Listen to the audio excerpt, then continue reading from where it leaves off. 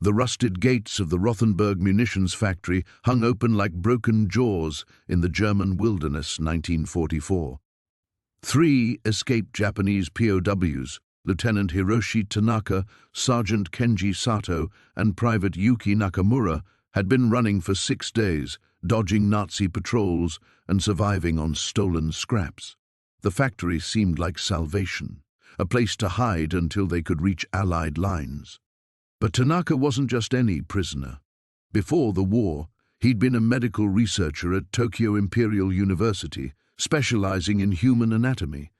When they discovered the hidden elevator shaft behind a false wall, something about the sterile smell rising from below made his blood freeze. The underground chambers stretched for miles, pristine laboratories filled with equipment that shouldn't exist.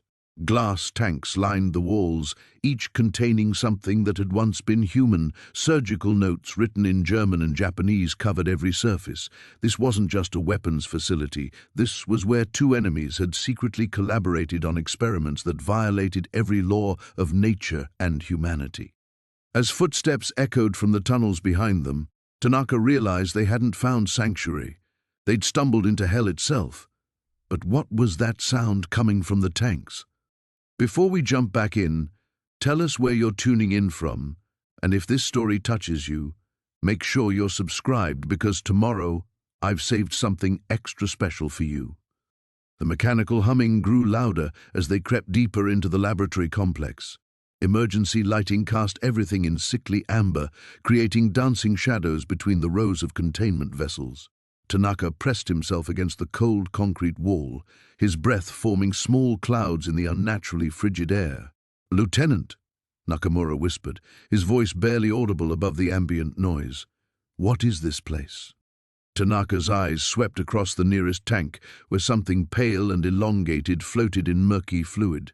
Tubes snaked from its body like parasitic veins, connecting to machinery that pulsed with artificial life. The thing's eyes were open, staring at nothing, but its chest rose and fell in a rhythm that shouldn't exist. "Quiet," Sato hissed from behind them. "I can hear voices. German. They're getting closer." Through the maze of scientific equipment, Tanaka spotted a desk covered in documentation. His academic training kicked in despite the horror surrounding them. If they were going to survive this, he needed to understand what they'd stumbled into. He signaled for the others to watch the entrance while he examined the papers. The letterhead made his stomach drop. Ahnenerbe SS Research Division, Joint Imperial Japanese Army Collaboration. The dates went back 3 years. His own government had been working with the Nazis on this abomination, whatever it was. A photograph fell from between the pages, a group of men in both German and Japanese uniforms standing before a massive surgical theater. In the background, dozens of operating tables stretched into darkness, each occupied by a human form. Tanaka recognized one of the Japanese faces, Professor Ishikawa, his former mentor from the university. "Mein Gott, the specimens are active again," a voice echoed from somewhere in the facility. The German was clear enough for Tanaka to understand. "Increase the sedation levels immediately." The humming intensified, and the fluid in the nearest tank began to churn. The thing inside pressed its face against the glass, revealing features that were human but wrong: skin too pale, eyes too large, mouth stretched into an impossible configuration. Its fingers, elongated and webbed, scraped against its prison with a sound like fingernails on bone. Nakamura stumbled backward, knocking into a cart of surgical instruments. The metallic crash rang through the chamber like a bell. The footsteps stopped. "Aktivier die Sicherheitsprotokoll," came a sharp command from the darkness. Emergency lights began flashing red, and a klaxon wailed somewhere above them. "Run," Tanaka whispered, stuffing the documents into his jacket. "Now." They sprinted between the tanks as more of the creatures began to stir. The fluid in each vessel glowed with increasing intensity, and the things inside moved with growing agitation. Somewhere behind them, heavy doors slammed open and German voices shouted orders. A narrow corridor led deeper into the facility. Tanaka had no idea where it went, but it was their only option. As they ran, he noticed that the tanks here were different. smaller, more sophisticated. The things inside looked more human, but that somehow made them more terrifying.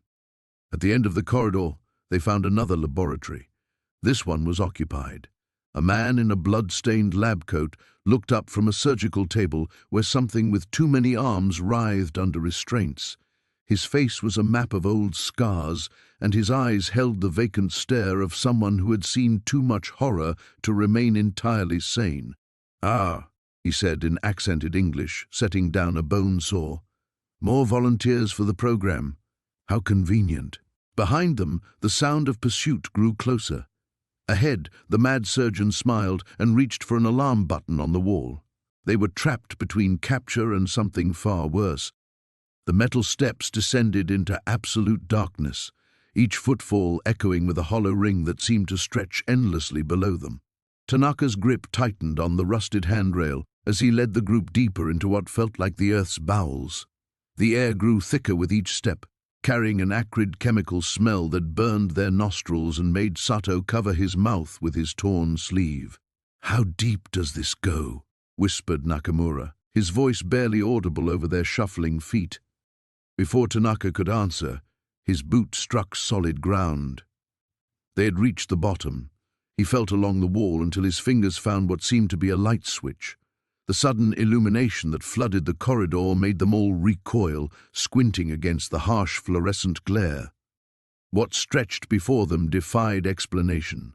A pristine hallway lined with white tiles extended far beyond their vision, broken only by heavy steel doors marked with German text and strange symbols.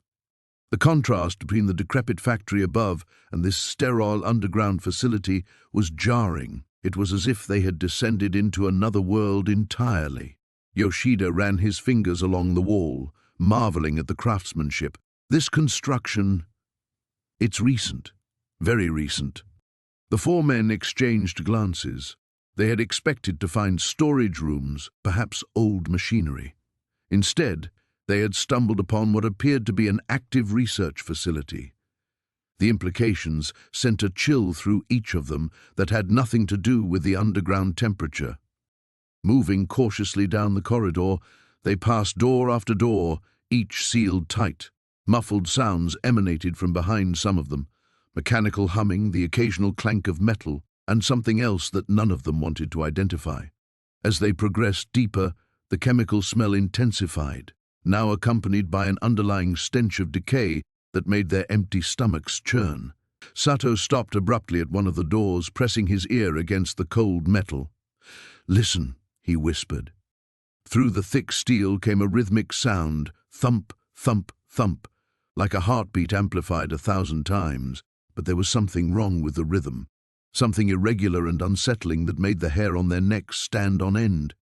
"We should turn back," Nakamura urged, his face pale under the fluorescent lighting. "This place, whatever it is, we don't belong here." But Tanaka was already moving toward another door, this one slightly ajar. Through the gap, a sickly green light pulsed in sync with that same irregular rhythm they had heard through the other door. His curiosity overrode his caution as he peered through the opening. The sight that greeted him would haunt his dreams for the rest of his life, however long that might be. The room beyond was vast, filled with cylindrical tanks reaching from floor to ceiling. Each tank glowed with that same green luminescence, and floating within the viscous fluid inside were shapes that his mind struggled to process. They were human in basic form, but wrong in every conceivable way. Extra limbs sprouted from torsos, faces bore too many eyes or none at all, and appendages moved with a life of their own, despite the subject's apparent unconsciousness. Tanaka stumbled backward, his face drained of all color. The others rushed to him as he struggled to find words for what he had witnessed. "We have to leave," he managed to croak. "Now. We have to leave now." But even as he spoke, they heard the unmistakable sound of footsteps echoing from somewhere deeper in the facility. Voices followed, speaking in sharp German, growing closer with each passing second. Yoshida grabbed Tanaka's arm. "What did you see?" Before Tanaka could answer, an alarm began to wail throughout the facility. Red lights flashed along the corridor, bathing everything in an ominous crimson glow. The voices behind them became more urgent, accompanied by the sound of running feet. "They know we're here," Sato said, stating the obvious as panic began to set in. The four men looked desperately around the corridor. Behind them lay the stairway back to the factory, but the sounds of pursuit were coming from that direction. Ahead, the corridor continued deeper into the unknown, offering potential escape routes but also leading them further into whatever nightmare they had discovered. The decision was made for them when they heard the distinctive click of rifle bolts being drawn back. German voices shouted commands that needed no translation. They had been spotted. Tanaka made the choice that would seal their fate. "This way," he hissed, pulling them deeper into the facility. As they ran down the endless white corridor, past doors concealing horrors beyond imagination, none of them could have predicted that their desperate flight from the Nazi researchers would soon become a race against something far more terrifying than any human pursuer. Behind those sealed doors, things were beginning to stir, awakened by the alarms and drawn by the scent of fresh prey. The experiment was about to expand beyond the confines of its sterile chambers. The descent into darkness felt endless. Colonel Yamamoto counted 43 concrete steps before the metal grating beneath their feet gave way to something that felt disturbingly organic under his boots. The air grew thick with the smell of chemicals and something else, something rotting that made his empty stomach clench. Lieutenant Sato's breathing had become labored, each exhale creating small clouds in the suddenly frigid air. Behind them, the faint rectangle of light from the factory floor above seemed as distant as a half-remembered dream. Private Tanaka pressed close to Yamamoto's shoulder, his usual bravado replaced by the wide-eyed terror of a child lost in a nightmare. "Sir," Sato whispered, his voice barely audible, "the walls, they're moving." Yamamoto squinted in the darkness and felt his blood turn to ice. The lieutenant was right. What he had initially taken for rough concrete surfaces were actually lined with thick, translucent tubes filled with murky fluid. And within that fluid, shapes writhed and pulsed with an alien rhythm that defied explanation. The corridor stretched ahead of them, dimly illuminated by a sickly green phosphorescence that seemed to emanate from the tubes themselves. Glass panels set into the walls revealed laboratories filled with equipment that belonged in no earthly science textbook. Massive cylindrical tanks dominated each room, their contents obscured by condensation and something that looked suspiciously like arterial spray. Tanaka stumbled against one of the tubes, and the impact sent ripples through the viscous liquid inside. The shape within, pale, elongated, with too many joints in places where joints shouldn't exist, pressed against the glass with what might have been a hand or a claw. The distinction no longer seemed important. "Dear God," Sato breathed, and Yamamoto noticed the lieutenant had unconsciously switched to English as if his native tongue refused to form words for what they were witnessing. Documents scattered across metal tables bore the eagle and swastika of the Reich, but the diagrams they contained showed anatomical studies of creatures that existed in no natural taxonomy. Yamamoto picked up a photograph with trembling fingers. It showed a human subject, at least it had been human once. Now it sported additional limbs that emerged from its torso at impossible angles, and its face had been elongated into something resembling a wolf's snout, complete with rows of serrated teeth. The date stamp read 3 weeks ago. "They're still active," Yamamoto realized with growing horror. "This facility is still operational." As if summoned by his words, the sound of machinery hummed to life somewhere in the depths below them. Electric lights flickered on in sequence, creating a pathway that led deeper into the underground complex. With the illumination came a clearer view of their surroundings, and Yamamoto immediately wished for the merciful blindness of darkness. The tubes weren't just storage containers, they were incubation chambers, and their contents were beginning to respond to the lights, pressing against their transparent prisons with increasing agitation.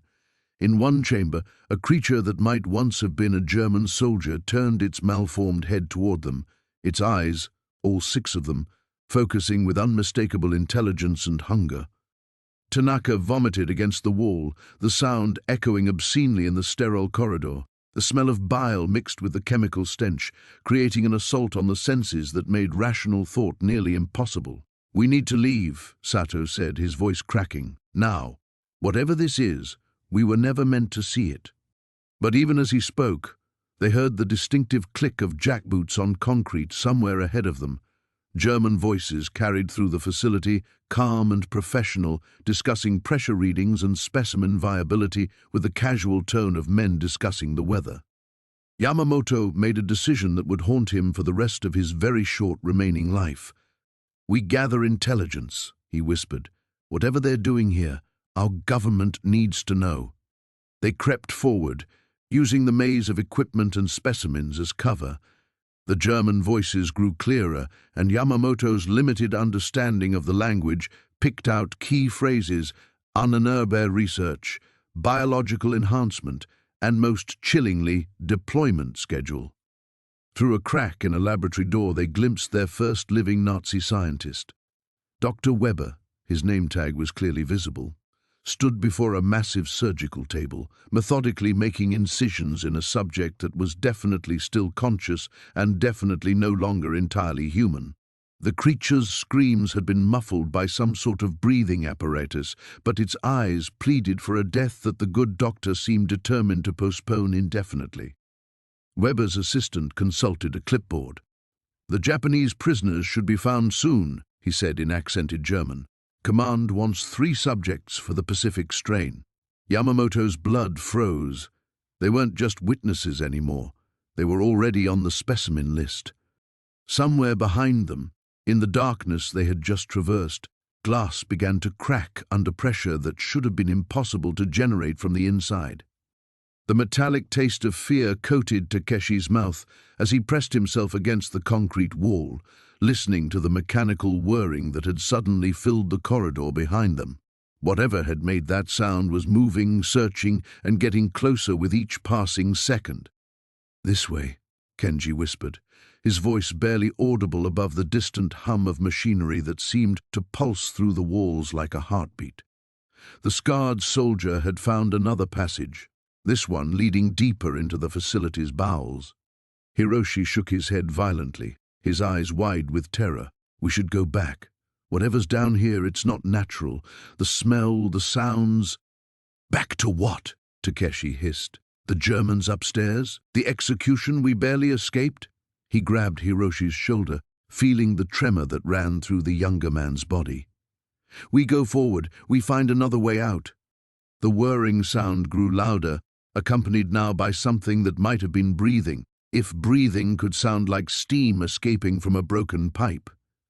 Kenji motioned for them to follow, and they crept deeper into the underground complex, their bare feet silent on the cold stone floor. The passage opened into a vast chamber that defied comprehension. Banks of electrical equipment lined the walls, their surfaces covered in switches, gauges, and screens displaying incomprehensible data. Thick cables snaked across the ceiling like metallic veins, pulsing with occasional sparks of blue light. The air hummed with electricity and something else, a low organic sound that made their skin crawl. "Mein Gott," came a voice from the shadows, speaking German in hushed, reverent tones. Subject 17 shows remarkable adaptation to the serum. Neural pathways are restructuring at an unprecedented rate. The 3 prisoners froze, pressing themselves behind a bank of machinery as 2 figures in white coats emerged from behind a partition. One was tall and gaunt, his pale hands making notes on a clipboard. The other was shorter, stockier, with thick glasses that reflected the eerie blue glow emanating from the equipment. "The cellular regeneration is beyond our most optimistic projections," the shorter man continued in German, his voice filled with scientific excitement. "But the psychological deterioration concerns me. Subject 17 no longer responds to verbal commands." "Intelligence is secondary to physical capability," the tall man replied, his tone clinical and cold. "The Führer requires soldiers who cannot be killed, not philosophers." Takeshi's blood chilled as he translated the conversation in his mind. His years studying German before the war now served a purpose he'd never imagined. The implications of what he was hearing made his hands shake. A new sound joined the symphony of mechanical noise, a rhythmic banging, as if something large was striking metal repeatedly. The two scientists looked up from their notes, exchanging worried glances. "He's testing the restraints again," the short man observed. "The steel alloy won't hold much longer if he continues to gain strength at this rate." "Then we proceed to the next phase immediately," his colleague decided. "Prepare Subject 18. We'll need to see if the modifications remain stable in multiple specimens." The banging intensified, joined now by what sounded like a human voice, but distorted beyond recognition. Part scream, part roar, completely inhuman. The scientists hurried away toward another section of the laboratory, their footsteps echoing off the concrete walls. Kenji motioned for his companions to follow him as they skirted the edge of the chamber, staying hidden behind the banks of equipment. They passed tables covered with surgical instruments, glass containers filled with murky liquids, and charts displaying human anatomy in ways that suggested purposes far removed from healing. The source of the banging became apparent as they rounded a corner. A series of reinforced steel doors lined the wall, each marked with numbers and symbols. Behind one of them, something was testing the limits of its confinement with methodical, terrifying persistence. Through a small window in door number 17, Takeshi caught a glimpse that would haunt him forever. The thing inside had once been human. The basic shape remained, but whatever the scientists had done to it had created something else entirely. Its muscles bulged grotesquely beneath skin that had taken on a grayish, mottled appearance. When it turned toward the window, its eyes reflected the corridor's dim light like an animal's, showing no trace of human intelligence or recognition. The creature's fist struck the door again, and this time hairline cracks appeared in the steel frame. "We need to leave," Hiroshi whispered, his voice cracking with terror. "Now." But as they turned to retrace their steps, the mechanical whirring sound that had followed them earlier filled the corridor ahead. They were trapped between whatever was hunting them and the laboratory where men were being transformed into monsters. Kenji pointed to another passage, barely visible in the shadows between two banks of equipment. It was their only option, leading even deeper into the underground facility where more horrors undoubtedly waited. Behind them, the rhythmic banging suddenly stopped, replaced by an ominous silence that was somehow worse than any sound. The metal door groaned on rusted hinges as Tanaka pushed it open, revealing a corridor that stretched into absolute darkness. The air that escaped carried with it the sharp tang of chemicals and something else, something organic and wrong that made Sato's stomach clench. Behind them, the sound of boots on metal grew closer, echoing through the factory above. "Quickly," whispered Yamamoto, though his voice betrayed the same unease they all felt. The beam of their makeshift torch, a strip of cloth wrapped around a piece of metal and soaked in machine oil, cast dancing shadows on walls that gleamed with moisture. The corridor was narrow, forcing them to move in single file. Nakamura brought up the rear, constantly glancing over his shoulder at the entrance they'd left behind. The walls were concrete, but not the rough industrial concrete of the factory above. This was smooth, purposeful, built with precision and care. Built to last. "Look at this," Sato breathed, running his fingers along strange symbols carved into the wall. They weren't Japanese, weren't any language he recognized. Some appeared to be German, but others seemed far older, more primitive. The carvings were deep, deliberate, and they followed the corridor's length like a border. The passage began to slope downward, and the air grew thicker, more oppressive. Their footsteps echoed strangely here, as if the sound was being absorbed and distorted by the walls themselves. Tanaka paused at an intersection where 3 corridors branched off in different directions. Which way? Nakamura's voice was tight with barely controlled panic. Before anyone could answer, a sound drifted from the leftmost passage, a low, rhythmic humming that seemed mechanical yet somehow alive.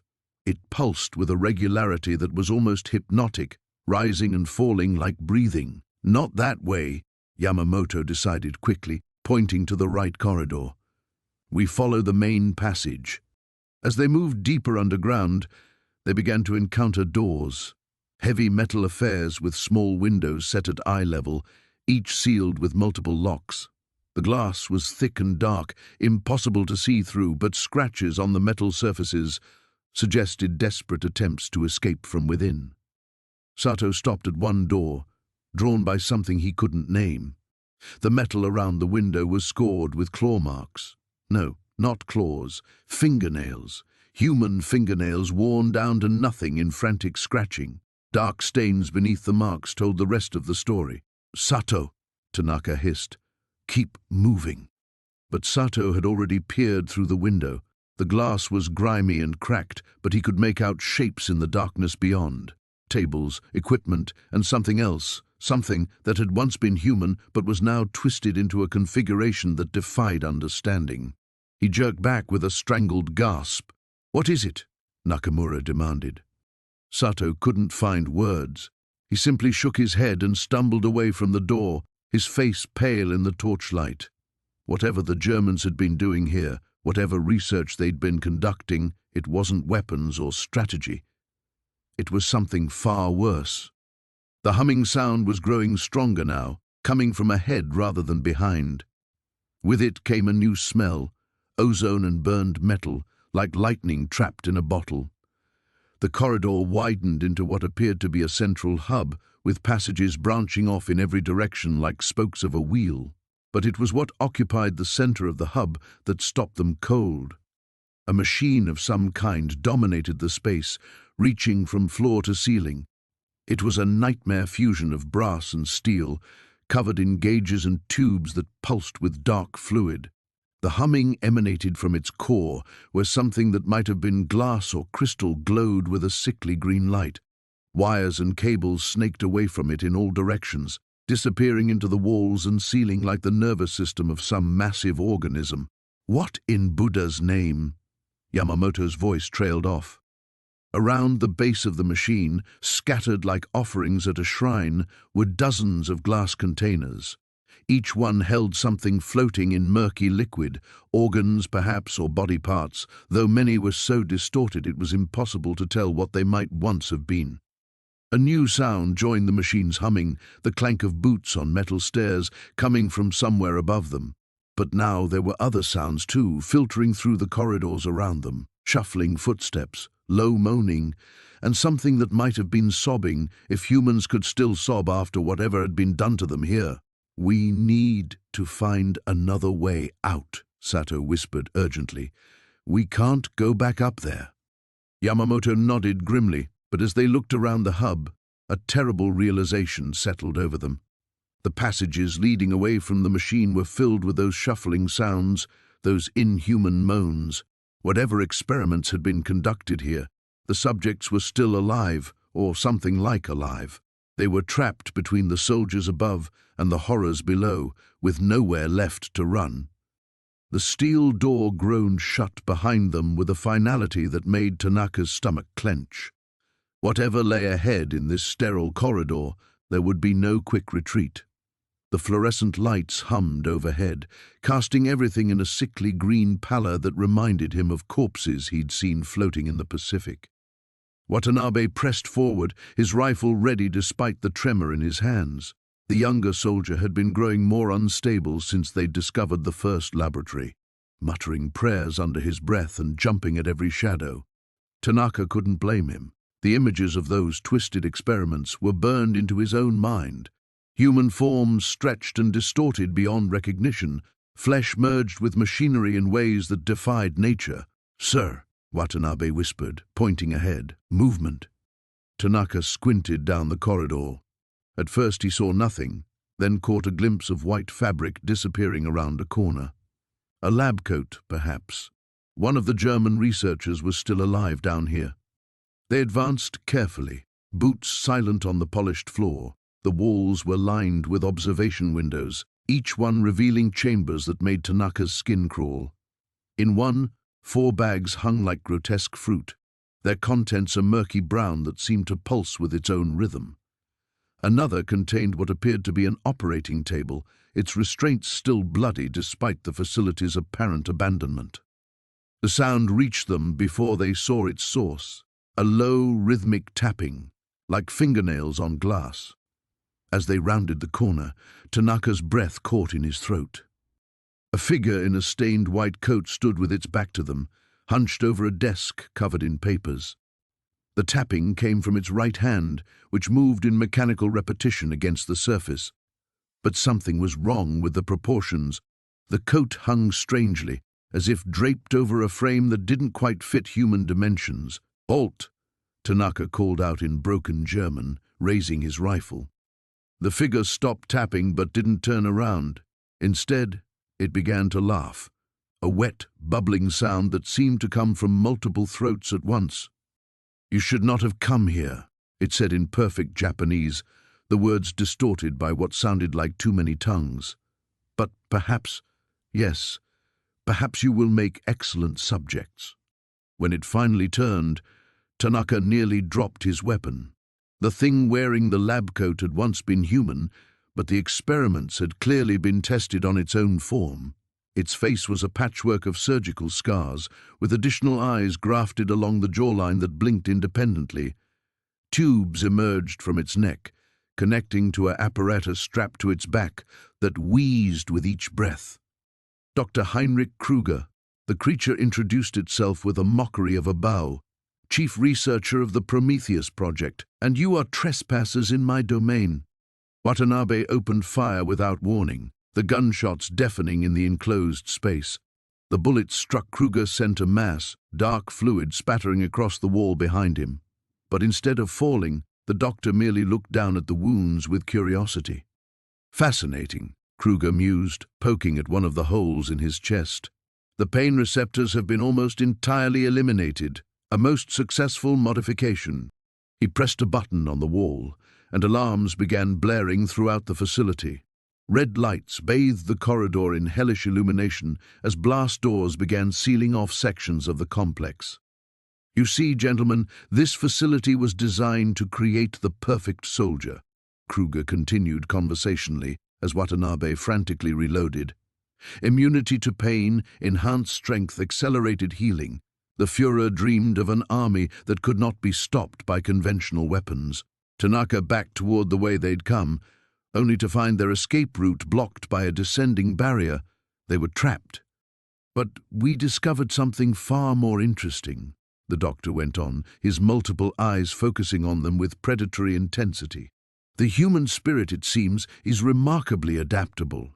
Push it far enough, break it completely, and it becomes something else, something that no longer requires the weakness of conscience or fear."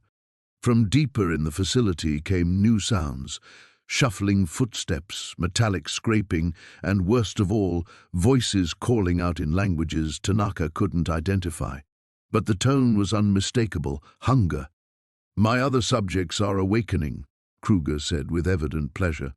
"They've been in stasis for months, waiting for fresh material to work with. Tell me, which of you would like to volunteer for the neural integration procedure?"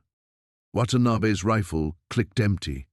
His hands shook as he reached for another clip, but Tanaka could see the despair creeping into the young soldier's eyes.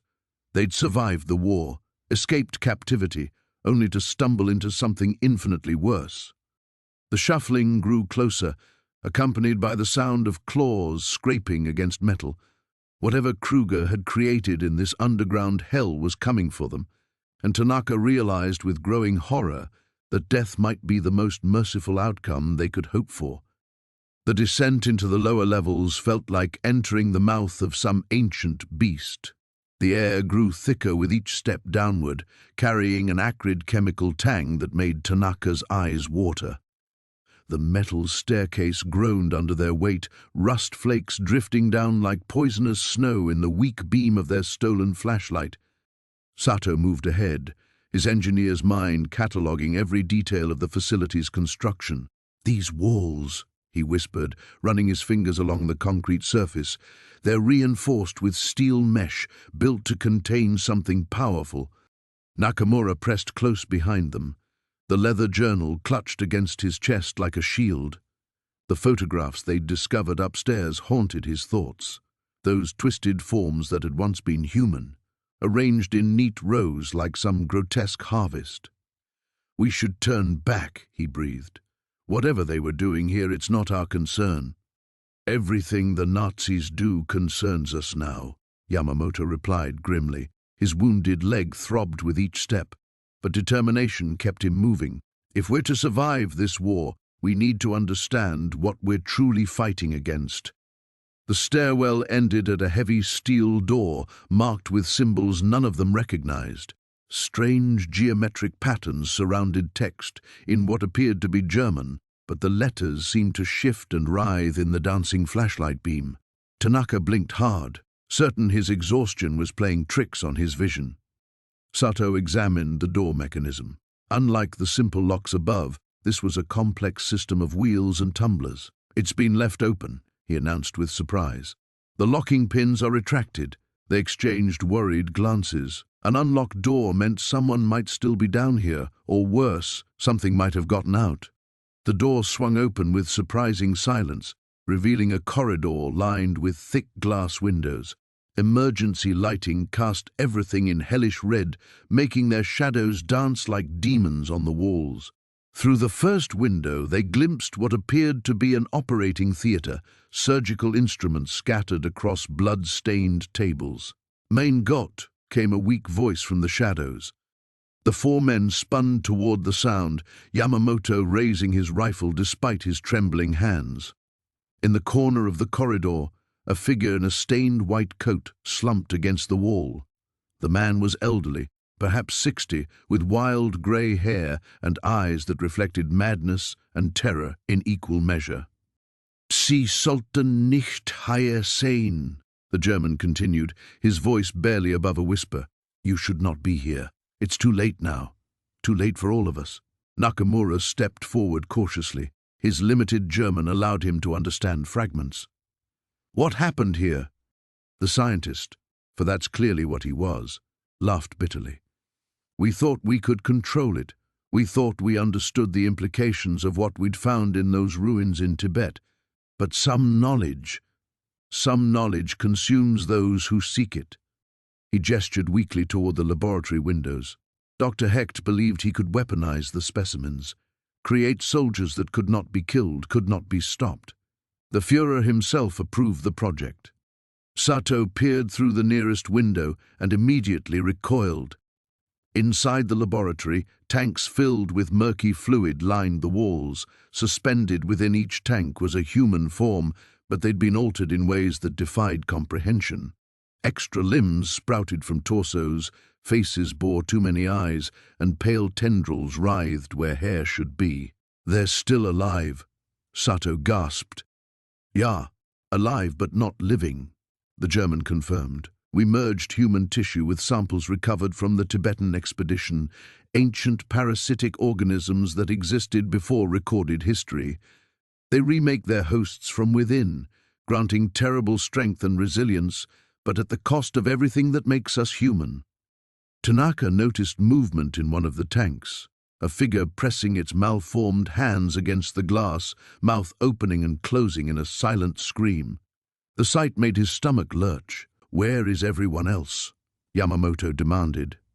The scientist's expression darkened further. "Gone, fled, or changed.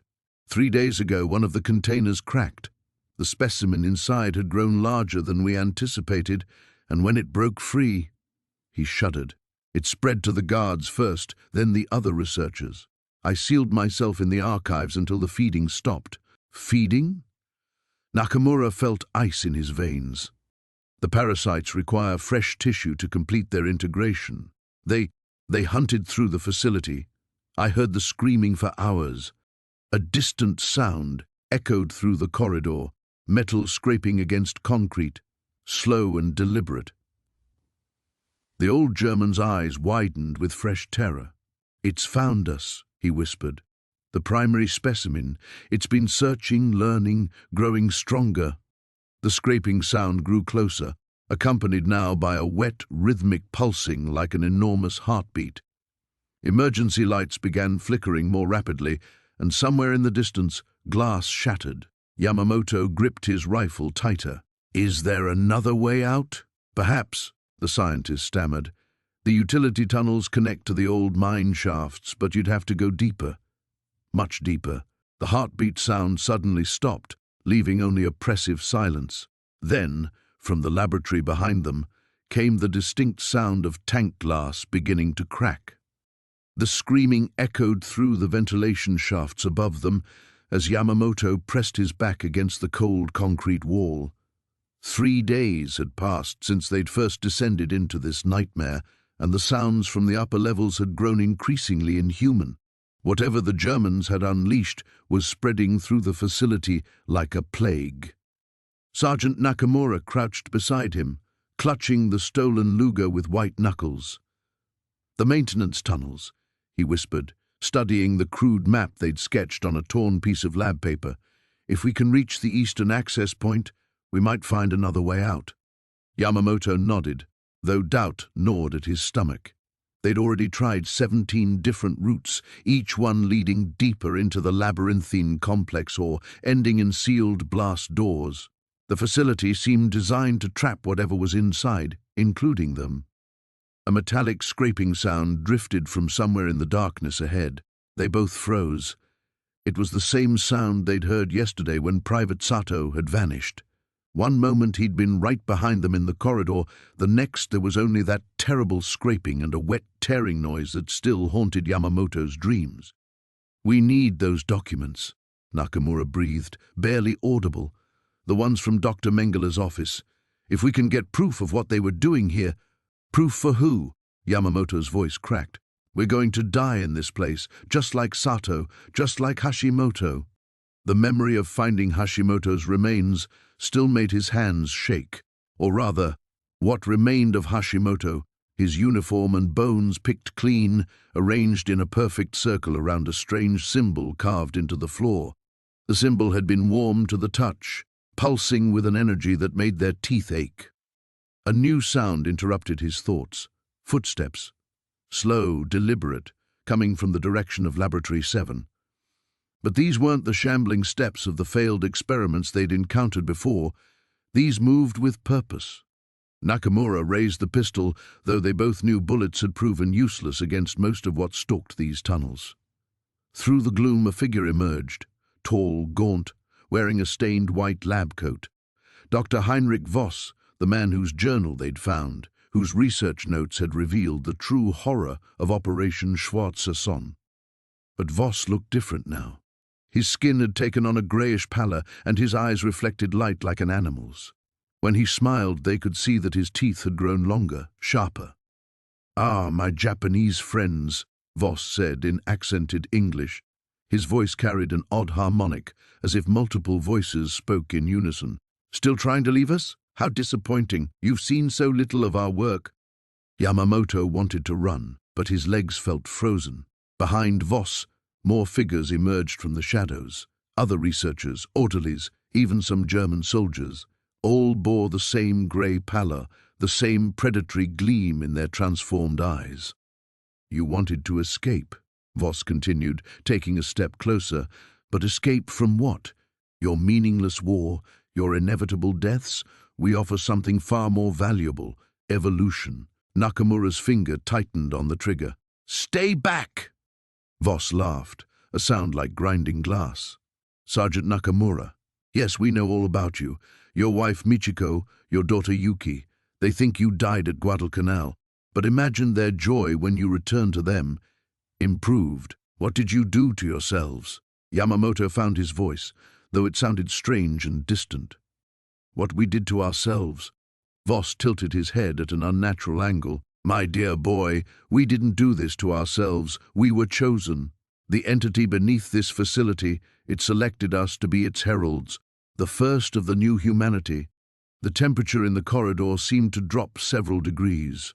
From somewhere far below, a sound arose that hurt to hear, a deep, resonant thrumming that seemed to vibrate in their bones. The lights flickered, casting dancing shadows that moved independently of the figures that should have cast them. "It's waking up," Voss whispered with reverence. The bombing 2 days ago damaged the containment fields. Soon it will be free to remake this world as it sees fit. You could be part of that glory, or you can continue this futile attempt to preserve your obsolete humanity. Nakamura fired. The bullet struck Voss' center mass, but instead of blood, a dark fluid leaked from the wound. Fluid that seemed to move with its own volition, crawling back toward the injury. Voss didn't even stagger. "Run!" Nakamura shouted. They fled down the corridor as inhuman shrieks erupted behind them. The pursuing footsteps multiplied, echoing from the walls and ceiling as if their hunters could walk on any surface. Ahead, an emergency hatch glowed red in the darkness, their only chance. As they ran, the thrumming from below grew stronger, and Yamamoto realized with growing horror that their escape was no longer just about survival. Something ancient and malevolent was stirring beneath the earth, and they might be the only ones left who could warn the world. The metallic taste of fear coated Hiroshi's mouth as he pressed his back against the cold concrete wall. The corridor stretched endlessly in both directions, illuminated by the sickly yellow glow of electric bulbs that hummed with an ominous frequency. Behind them, the sound of pursuit had momentarily ceased, but he knew it was only a matter of time before the guards, or worse, would find them again. Kenji crouched beside him, clutching the blood-stained documents they'd retrieved from Dr. Mengele's laboratory. His hands trembled as he whispered, "We have to keep moving. Those things, they're still down here." The memory of what they'd witnessed in the experimentation chambers burned in Hiroshi's mind like acid. The grotesque fusion of human and machine, the writhing mass of flesh that had once been prisoners like themselves, the mechanical clicking that seemed to emanate from within living tissue. The Nazis hadn't just been conducting medical experiments. They'd been creating something that defied the very laws of nature. Tanaka, their third surviving companion, pressed his ear to a ventilation grate near the floor.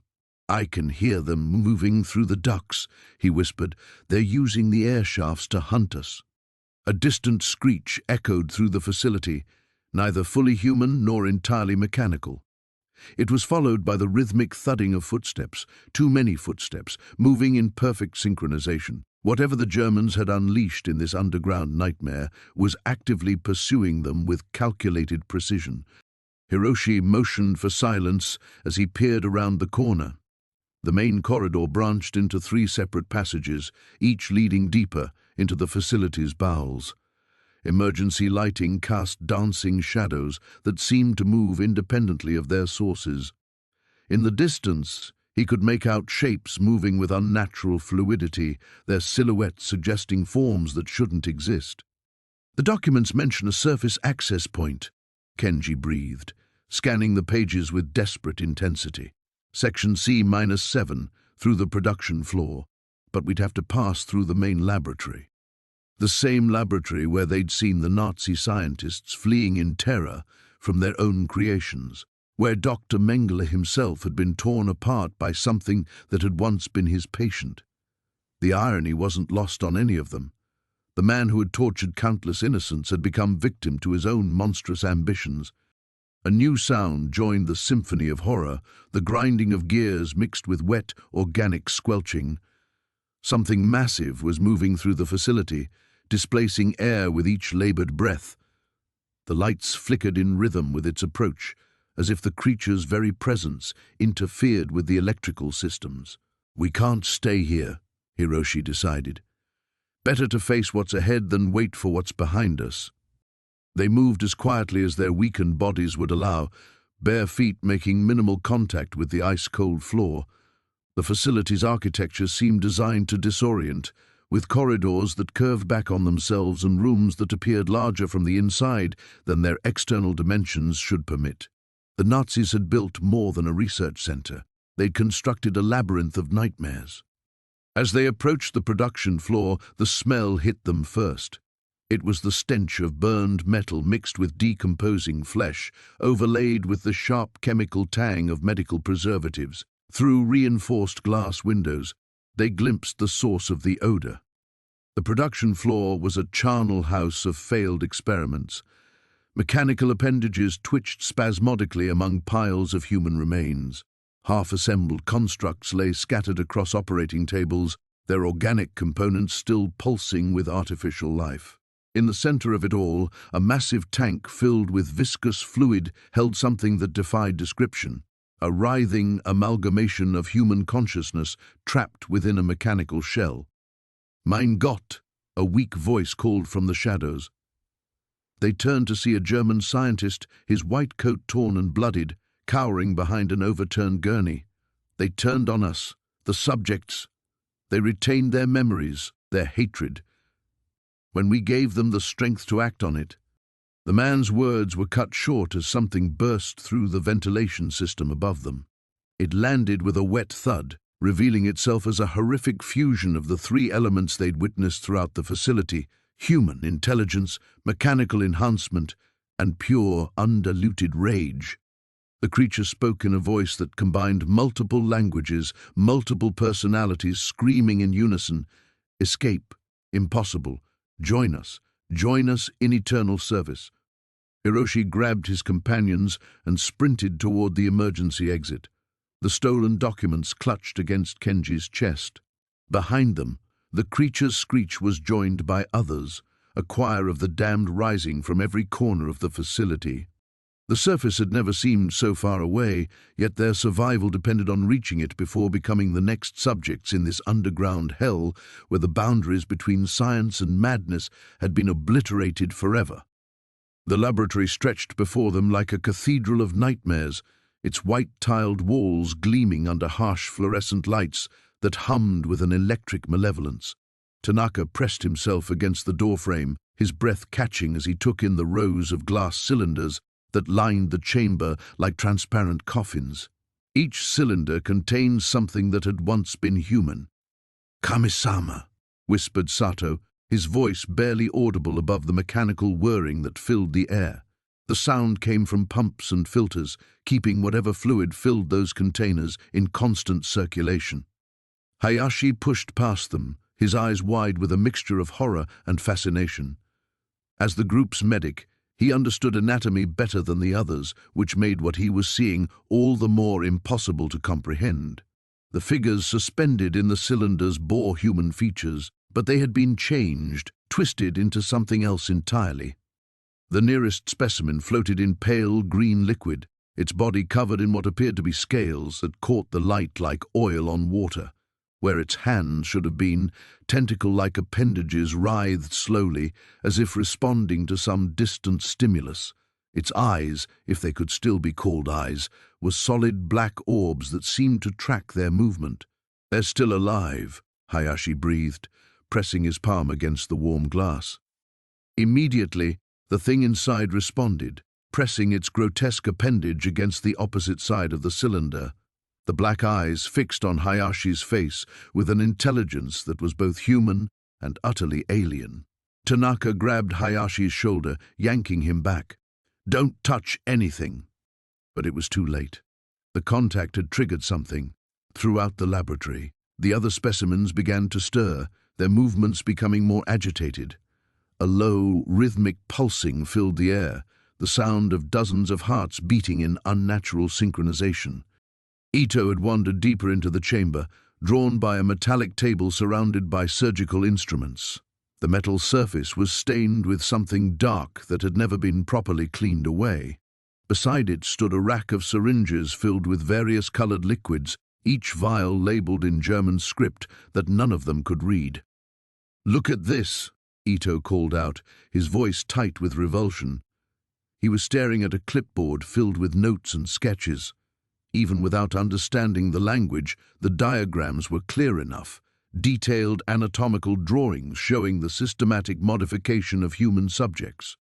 The sketches depicted a progression, starting with normal human anatomy and gradually showing the insertion of foreign tissue, the grafting of inhuman appendages, the replacement of organs with mechanical substitutes. What chilled them most was the methodical nature of it all. This wasn't the work of a madman, but of scientists conducting careful, deliberate research. A new sound entered the chamber, footsteps echoing from somewhere beyond the far end of the laboratory, heavy boots on metal flooring growing closer. "Someone's coming," Sato hissed, looking around desperately for cover. The laboratory offered little in the way of hiding places. The space was deliberately open, designed for observation and easy access to the specimens, but along the walls, between the larger cylinders, smaller alcoves held equipment and storage units. They scattered, each man finding what shelter he could. Tanaka crouched behind a bank of monitoring equipment, its screens displaying vital signs and data streams for the various specimens. The numbers were constantly changing, indicating that whatever these things were, they were very much alive. The footsteps grew louder, accompanied now by voices speaking in German. Two men, from the sound of it, engaged in casual conversation, as if they were discussing the weather rather than walking through a chamber of horrors. Through a gap in the equipment, Tanaka watched as two figures in white lab coats entered the laboratory. One was tall and thin, with wire-rimmed glasses and graying hair. The other was younger, broader, carrying a leather satchel. They moved with the easy familiarity of people who had walked this route countless times before. The older scientist approached one of the cylinders and began checking the monitoring devices attached to it. He made notes on a clipboard, occasionally tapping the glass and observing the specimen's response. His movements were clinical, dispassionate. He might have been studying fish in an aquarium. The younger man opened his satchel and withdrew several more vials of colored liquid. As he worked, he spoke in rapid German, occasionally gesturing toward different specimens. Though none of the prisoners could understand the words, the tone suggested routine progress reports. What disturbed Tanaka most was how normal it all seemed to these men. This wasn't some secret midnight experiment. This was their job, their daily routine. They had turned the creation of monsters into mundane scientific procedure. One of the specimens began to convulse more violently, its tentacle arms pressing against the cylinder walls with increasing desperation. The older scientist frowned, made more notes, then reached for one of the syringes from his colleague's collection. As he prepared to inject the struggling creature with some unknown substance, Tanaka felt his stomach lurch. They weren't just creating these things, they were keeping them conscious, aware, trapped in bodies that were no longer their own. The true horror wasn't the transformation itself, but the fact that somewhere inside those twisted forms, human minds were still screaming. The steel door groaned shut behind them with a finality that made Tanaka's stomach clench. They had descended 3 more levels, following Hiroshi's increasingly erratic directions through corridors that seemed to pulse with their own malevolent life. The walls here were different, smoother, almost organic in texture, with veins of something dark threading through the metal like infected blood vessels. "The primary laboratory should be just ahead," Hiroshi whispered, his voice barely audible over the mechanical humming that had grown steadily louder. His hands shook as he consulted the stolen documentation, and Tanaka noticed fresh blood seeping through the bandages on his arm. Sato pressed himself against the wall, peering around a corner. "Movement," he hissed. "But not human." They crept forward, weapons raised, until they reached a reinforced observation window. What lay beyond defied every rational thought Tanaka had ever possessed. The chamber stretched beyond their vision, a cathedral of horror illuminated by harsh fluorescent lights. Dozens of containment tanks lined the walls, each filled with a greenish fluid that bubbled and churned. But it was the contents of those tanks that made Yamamoto stumble backward, retching. Bodies floated in the suspension fluid, or what had once been bodies. They had been systematically altered, transformed into something that bore only a passing resemblance to human form. Extra limbs sprouted at impossible angles. Faces had been restructured with additional eyes or mouths that opened and closed in silent screams.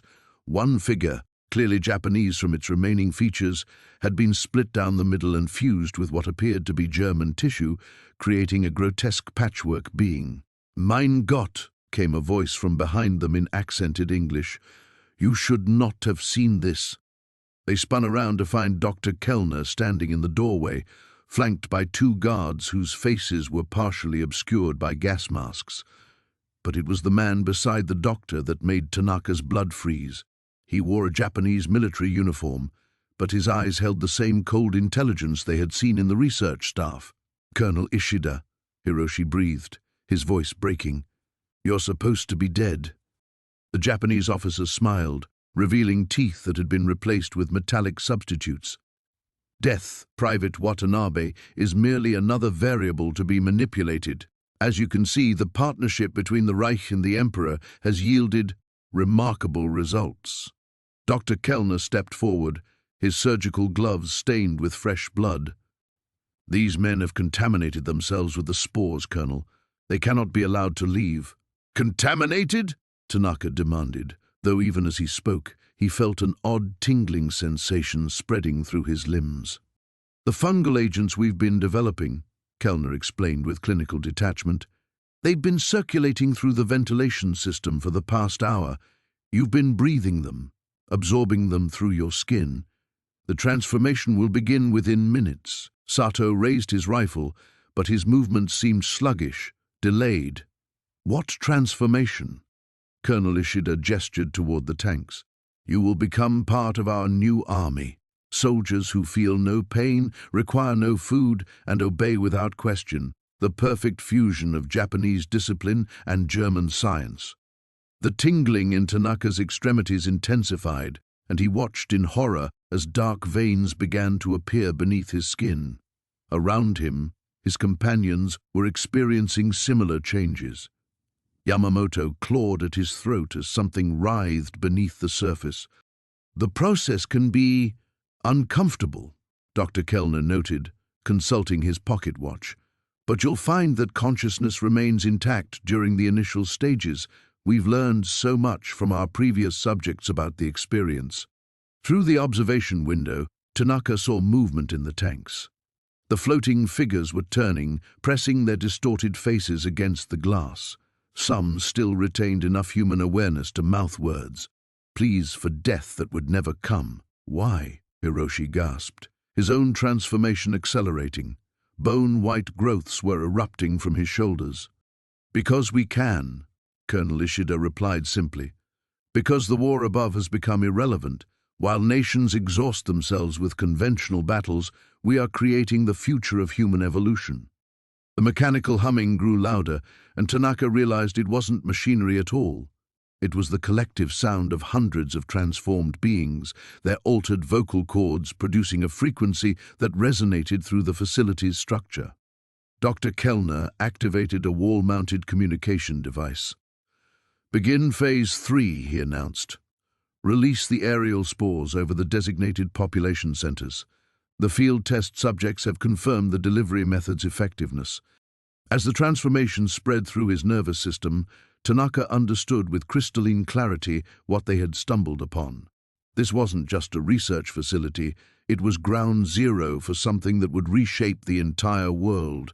The war, the camps, the battles raging across continents, all of it was merely a distraction from this deeper horror.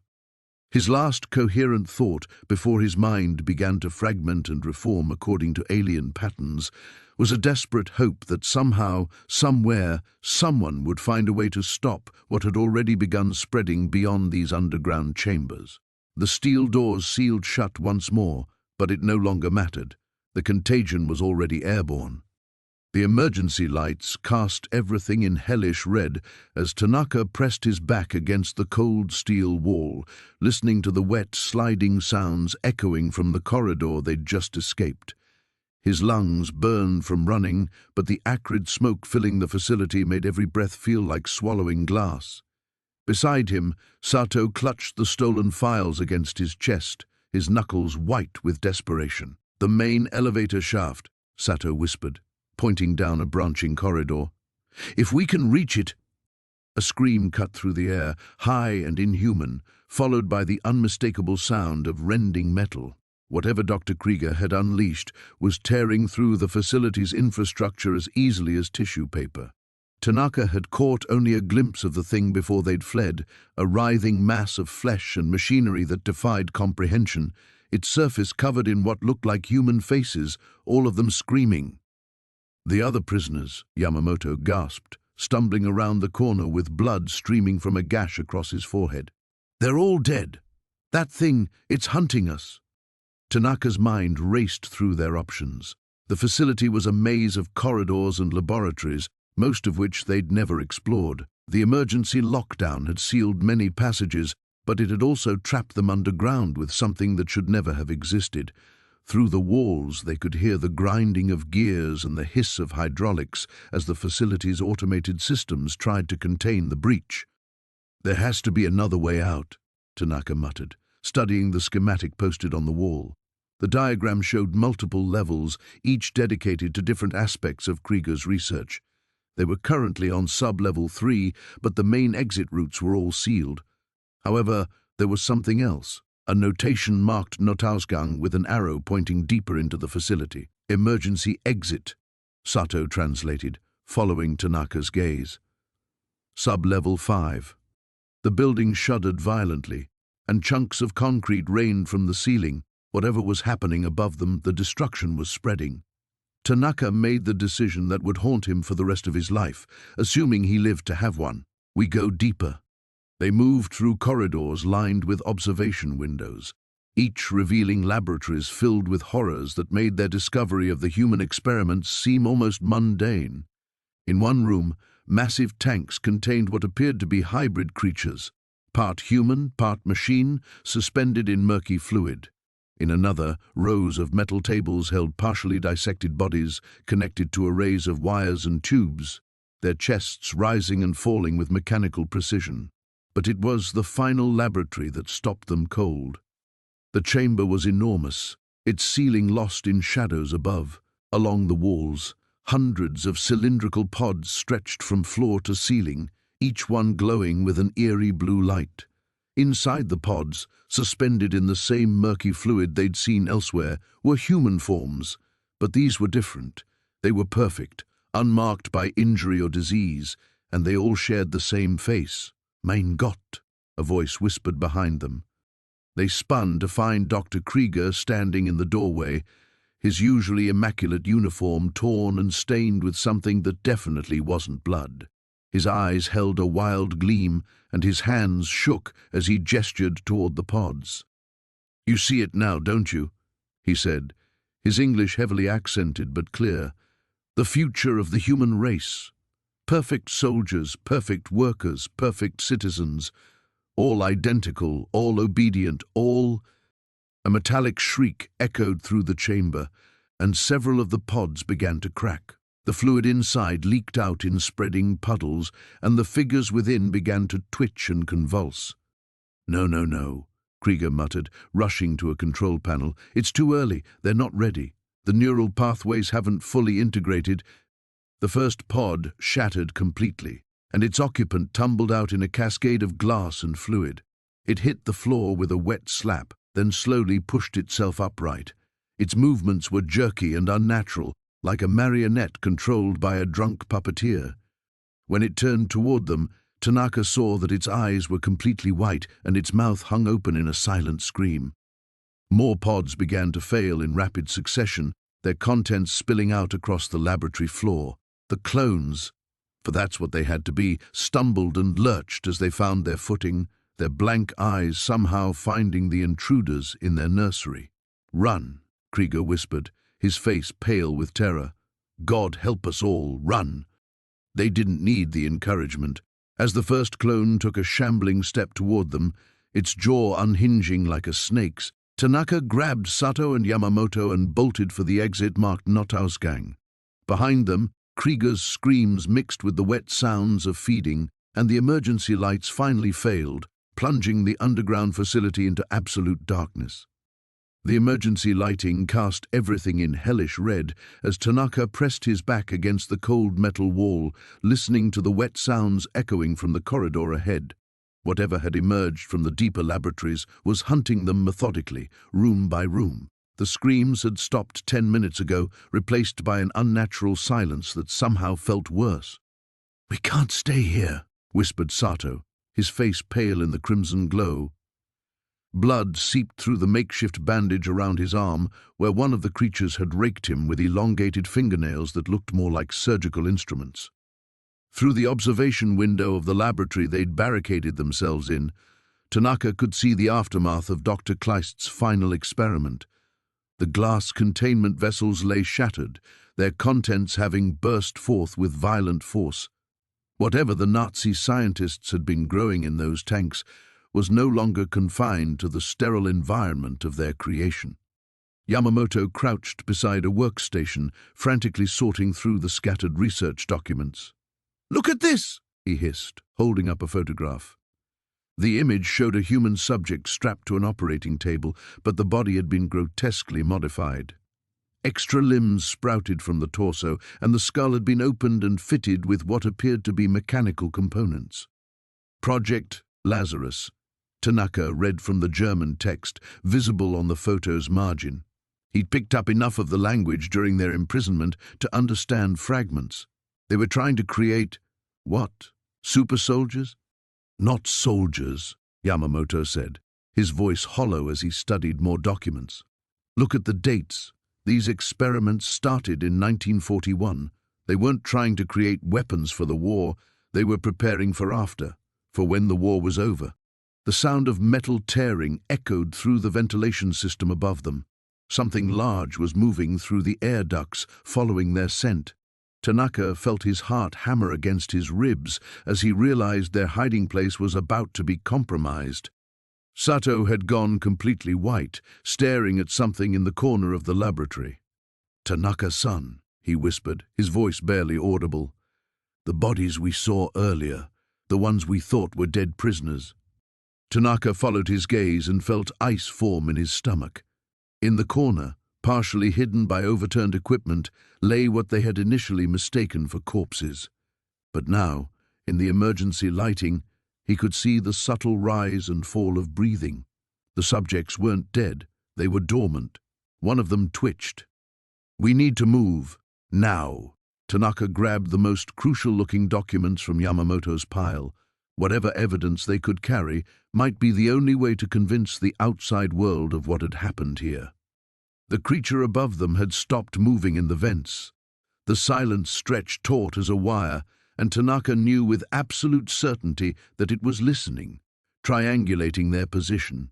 He gestured to his companions toward the far exit, the one that led deeper into the facility rather than back the way they'd come. They moved like ghosts, stepping carefully around the broken glass and pools of unknown fluids that leaked from the damaged equipment. Behind them, one of the dormant subjects made a soft mewling sound, and Tanaka saw its eyes flutter open. The irises were completely black. The exit door was heavy steel, designed to contain whatever horrors the Nazis had been breeding down here. Tanaka's hands shook as he worked the manual release mechanism, praying it wouldn't trigger any alarms. The door swung open with a pneumatic hiss that sounded deafening in the oppressive quiet. Beyond lay a corridor lined with more laboratories, each one visible through reinforced windows. But these rooms were different. The equipment here was more sophisticated, more recent. Some of the machinery still hummed with power, suggesting these experiments were ongoing when the facility had been abandoned. "My God," Yamamoto breathed, stopping at the first window. Inside, floating in massive cylindrical tanks filled with viscous fluid, were human forms in various stages of transformation. Some retained recognizable human features, while others had been altered beyond any possibility of return. A bang echoed from behind them as something heavy struck the door they'd just passed through. Then another, stronger impact that left a visible dent in the steel. "They're not just experiments," Sato realized, studying the monitoring equipment still active in the nearby room. "They're prototypes. The Nazis were building an army for the post-war world, an army of things that couldn't be killed by conventional weapons." The steel door behind them buckled with a shriek of tortured metal. Through the widening gap, Tanaka caught a glimpse of something that had once been human, but now moved with predatory grace on limbs that bent in impossible directions. They ran. The corridor ahead split into multiple passages, each one leading deeper into the underground complex. Behind them, the emergency lighting flickered and sparked as their pursuer tore through the damaged infrastructure with inhuman strength. The race wasn't just for their lives anymore. It was for the truth that the world needed to hear. The corridor stretched endlessly before them, lit by the same sickly green phosphorescence that had become their constant companion in this underground hell. Takeshi's breathing came in ragged gasps as he pressed himself against the cold concrete wall, listening for any sign of pursuit. Behind him, Kenji clutched the stolen research files to his chest like a shield against the horrors they'd witnessed. "We have to keep moving," Yamamoto whispered, though his voice betrayed the exhaustion they all felt. The sergeant's uniform hung in tatters, stained with substances better left unidentified. "Those things won't stay distracted for long." The screaming had stopped 5 minutes ago. Whatever had happened to the remaining Nazi researchers in the laboratory behind them, it hadn't been pleasant. The creatures they'd unleashed, the twisted amalgamations of human and something else entirely, had turned on their creators with a hunger that defied explanation. Sato limped forward, favoring his left leg where one of the test subjects had clawed him during their desperate flight. "The exit has to be somewhere ahead.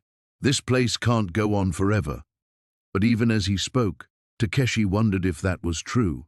The facility seemed to exist outside the normal rules of architecture, with corridors that doubled back on themselves, and rooms that appeared to shift when no one was looking.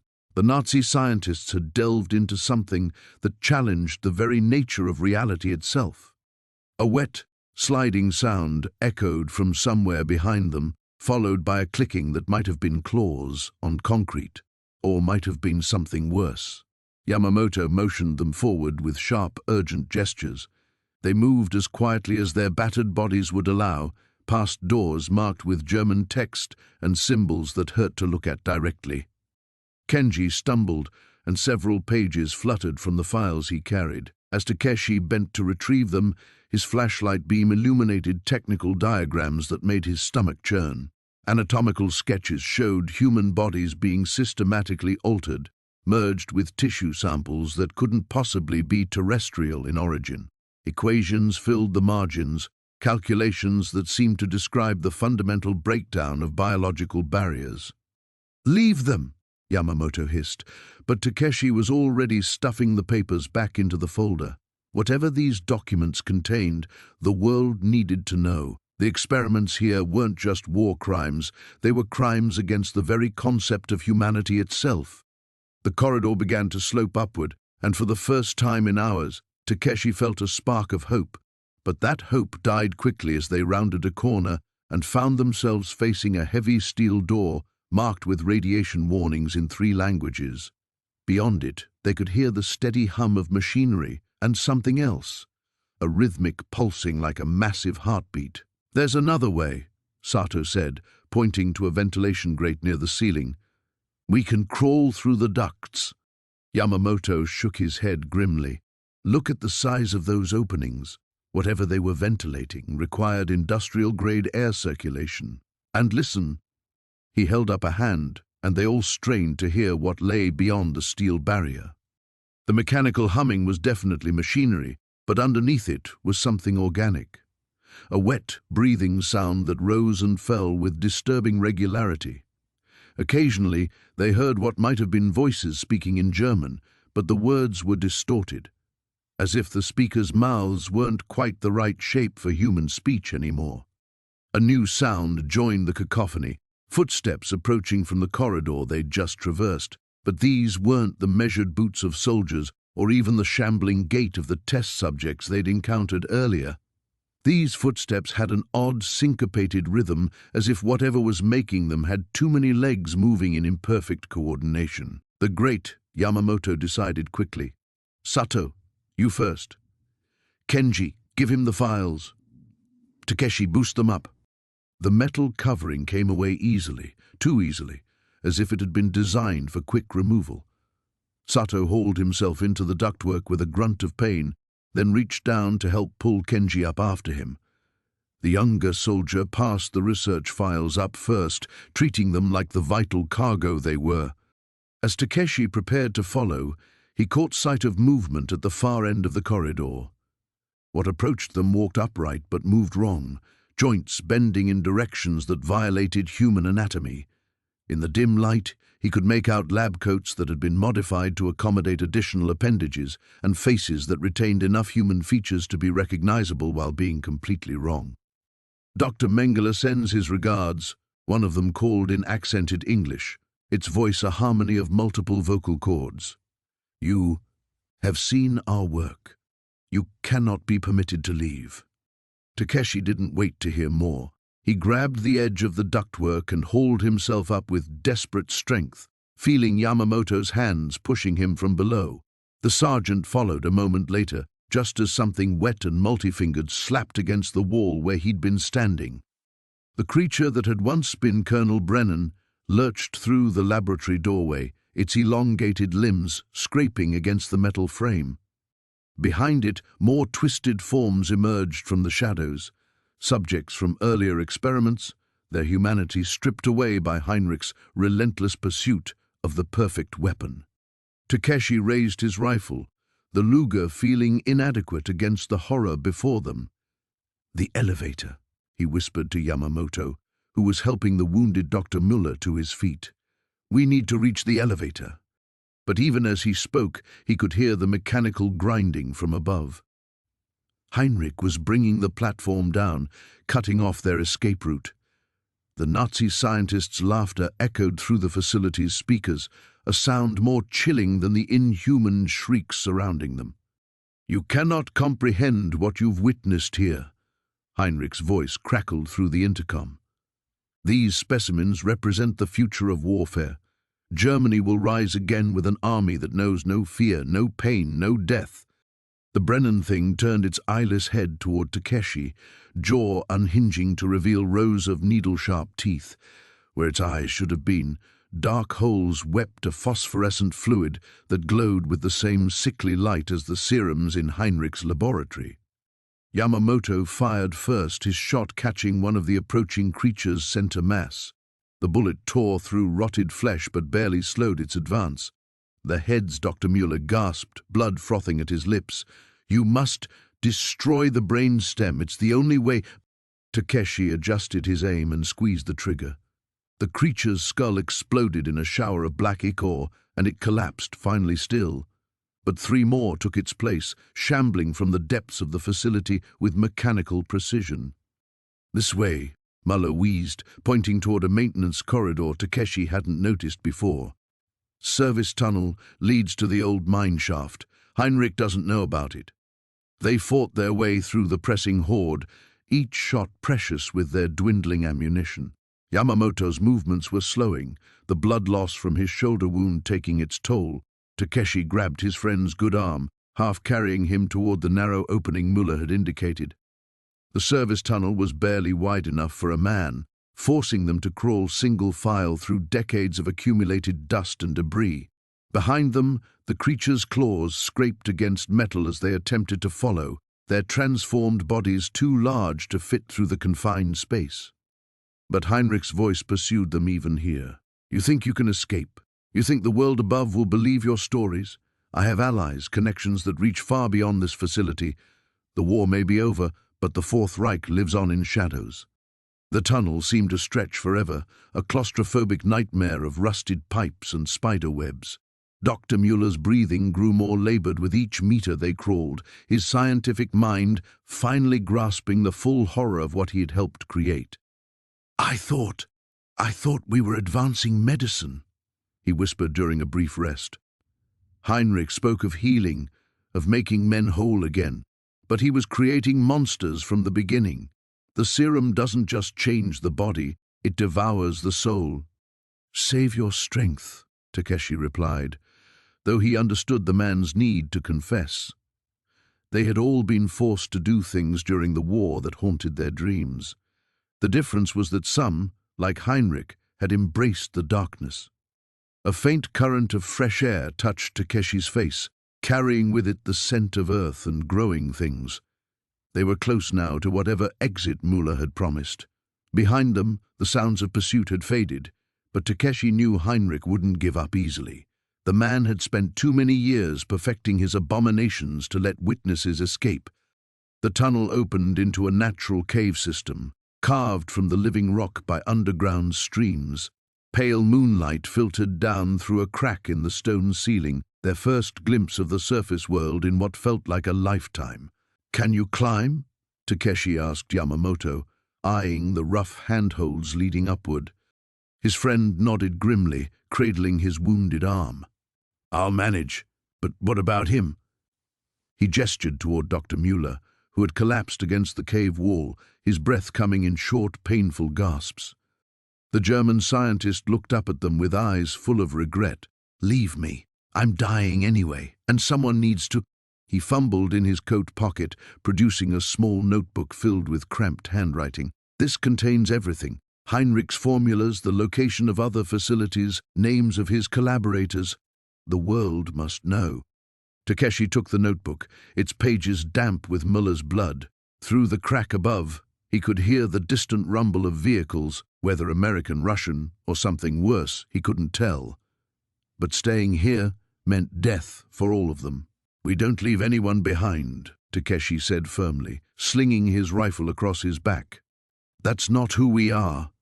The metallic screech of tearing steel echoed through the underground complex as the containment doors began to buckle.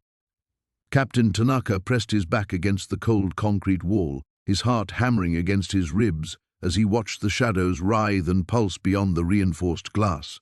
The creatures, if they could still be called that, had grown more agitated with each passing hour, their forms shifting between human and something altogether alien. "The serum," Dr. Richter whispered, his voice cracking with a mixture of terror and fascination. Blood trickled from his split lip where Sergeant Yamamoto had struck him during their interrogation. It was supposed to create the perfect soldier, immune to pain, fear, death itself. But we couldn't control the cellular reconstruction process. Yamamoto spat on the floor, his rifle trained on the German scientist. "You created monsters." "We created gods," Richter replied, his eyes gleaming with a mad fervor. "The Führer's vision of human evolution accelerated beyond our wildest dreams. They feel no pain, require no sustenance, and their strength." He gestured toward the bending metal doors. "As you can see, it surpasses anything we imagined." Private Sato crouched beside a bank of machinery, his trembling fingers working to decode the German control panel. "Captain, I think I can overload the electrical system. If we cut the power to the containment units, we might be able to escape in the darkness." "And release those things into the world?" Tanaka shook his head grimly. "We've seen what they're capable of. The torn bodies in the laboratory levels, the massacre in the guard quarters, they show no distinction between enemy and ally." A thunderous crash reverberated through the chamber as one of the steel doors finally gave way. Through the twisted opening, a figure emerged that had once been human. Its flesh had taken on a translucent quality, revealing the dark network of veins beneath. Its limbs had elongated grotesquely, ending in fingers that curved into razor-sharp talons. Most disturbing of all were its eyes, still undeniably human but filled with an intelligence that seemed to recognize its own monstrous transformation. The creature's head tilted at an unnatural angle as it studied the cowering group. When it spoke, its voice carried the refined accent of a Prussian officer. "Guten Tag, Herr Doktor. How long has it been since the injection? Time seems fluid now." Dr. Richter stumbled backward, his scientific detachment crumbling into pure horror. "Colonel Weber? Mein Gott, what have we done to you?" "You have given me clarity," the thing that had been Weber replied, stepping fully into the chamber. Its movements were fluid yet wrong, like watching a marionette operated by someone who had only heard puppetry described second-hand. "I remember everything now. The pain of the transformation, yes, but also the liberation from human weakness. And I remember you, Richter. I remember volunteering for your experiments." More shapes stirred in the darkness beyond the broken door. Tanaka counted at least 6 figures, all bearing the same translucent skin and impossible proportions. Some wore the remnants of SS uniforms, others the striped clothing of concentration camp prisoners. The serum, it seemed, had made no distinction between victim and perpetrator. "The war," Weber continued conversationally, "such a small thing now. Nations fighting over scraps of earth while we have transcended the very concept of mortality. Tell me, Doctor, how many of us are there? Richter's legs gave out, and he collapsed to his knees. 57 subjects received the final iteration of the serum, but the facility in Munich, the research station in Poland, there could be hundreds. Yamamoto's grip tightened on his weapon, though he knew conventional ammunition would prove useless. They had already witnessed these creatures absorb multiple gunshot wounds without slowing. "How do we kill them?" he demanded. "You don't," Weber answered with something that might have been amusement. "But don't despair. We have no interest in meaningless slaughter. We are beyond such primitive impulses. We seek only to understand our new nature and to determine humanity's place in the order we will create." The temperature in the chamber seemed to drop several degrees as more creatures filed through the opening. Their collective presence created an atmosphere of wrongness that made Tanaka's skin crawl. The natural order had been violated in ways that defied comprehension. Sato's voice cut through the tension, barely above a whisper. "Captain, there's another way out. The ventilation shaft behind the generator, it leads to the surface." Weber's head snapped toward the young soldier with inhuman speed. "Ah, you seek to flee, to carry tales of what you've witnessed here. How very human of you." The creature that had once been a Wehrmacht colonel stepped closer, its elongated shadow falling across the huddled group. "But perhaps that serves our purpose. The world above should know what waits in the depths, what humanity has birthed in its desperation for supremacy." As if responding to some unspoken signal, the other transformed beings began to fan out through the chamber, cutting off potential escape routes. Their movements were perfectly coordinated, suggesting a form of collective consciousness that transcended individual will. The emergency klaxon screamed through the facility as Tanaka dragged the wounded Sato toward the main elevator shaft. Behind them, the sound of splintering concrete and inhuman shrieks grew louder with each passing second. The creatures Dr. Richter had created were breaking free from their containment chambers, and the underground complex was transforming into a maze of death. "The samples!" Sato gasped, clutching the leather satchel against his chest. Blood seeped through his makeshift bandage, but his grip remained firm. "We have to get these to the surface. The world needs to know." Tanaka glanced back at the chaos erupting behind them. Through the smoke and flickering emergency lights, he could see shapes moving with impossible speed. The Nazi experiments had succeeded in creating something beyond human, but they had also created something beyond control. The test subjects, if they could still be called that, had retained enough intelligence to systematically destroy the facility's power grid and security systems. The elevator shaft yawned before them, a vertical tomb stretching into darkness above. The car itself had been destroyed hours ago when the first containment breach occurred. Tanaka examined the maintenance ladder bolted to the concrete wall, calculating the distance to the surface. 40 meters, maybe 50. With Sato's injuries, it might as well have been 1,000. "I can make it," Sato said, reading his thoughts. "We didn't survive 3 years in that prison camp to die in this Nazi hell." A new sound echoed from the depths below, the groan of metal under immense stress. Something was climbing up through the lower levels, something massive enough to bend steel support beams. Tanaka helped Sato onto the ladder, then began his own ascent, staying close enough to catch his friend if he fell. As they climbed, fragments of Dr. Richter's research notes fluttered past them in the updraft, pages of meticulous documentation describing horrors that should never have been conceived. Tanaka caught one sheet, his limited German, allowing him to make out references to genetic acceleration and evolutionary manipulation. The Nazis hadn't simply been trying to create super soldiers. They had been attempting to force human evolution itself, compressing millions of years of development into months. 20 meters up, Sato's strength began to fail. His breathing became labored, and his movements grew erratic. Tanaka positioned himself directly below, ready to bear his friend's weight. The sounds from below had grown closer, accompanied now by a rhythmic scraping that suggested something with claws was following their path up the shaft. "The American base," Sato whispered during a brief rest. 15 kilometers northwest. If we can reach them." His words were cut short by an explosion that shook the entire structure. Dust and debris rained down from above, and for a terrifying moment, Tanaka thought the shaft might collapse entirely, but the concrete held, and they continued their desperate climb. At 30 meters, they encountered their first real obstacle. A massive section of the ladder had been torn away, leaving a gap of nearly 3 meters.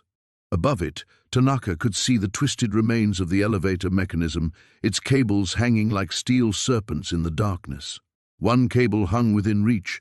If they could swing across the gap. Sato shook his head weakly. "Can't make that jump." "You don't have to jump," Tanaka replied. He secured the satchel of evidence to his own belt, then carefully positioned himself to support Sato's weight. "We swing together."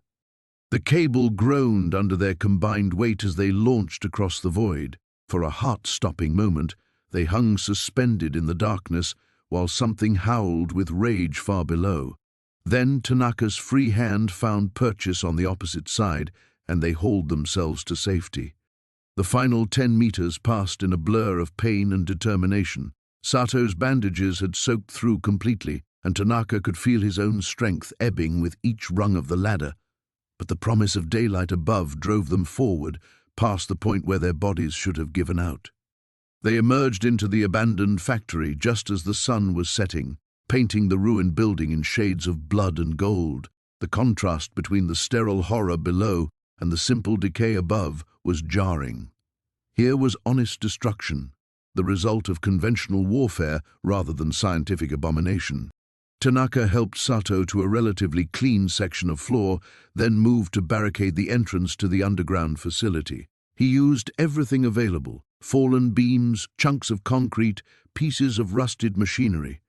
It wouldn't hold the creatures forever, but it might buy them enough time to reach help. "The samples are intact," Sato confirmed, checking the satchel's contents. "Blood samples, tissue specimens, photographs of the experiments. Even some of Richter's personal research notes." Through the factory's broken windows, they could see lights in the distance, the American forward base that represented their only hope of survival. But between them and safety lay 15 kilometers of enemy territory, and behind them, something that defied every natural law was beginning to test the strength of their makeshift barricade. The real escape was just beginning.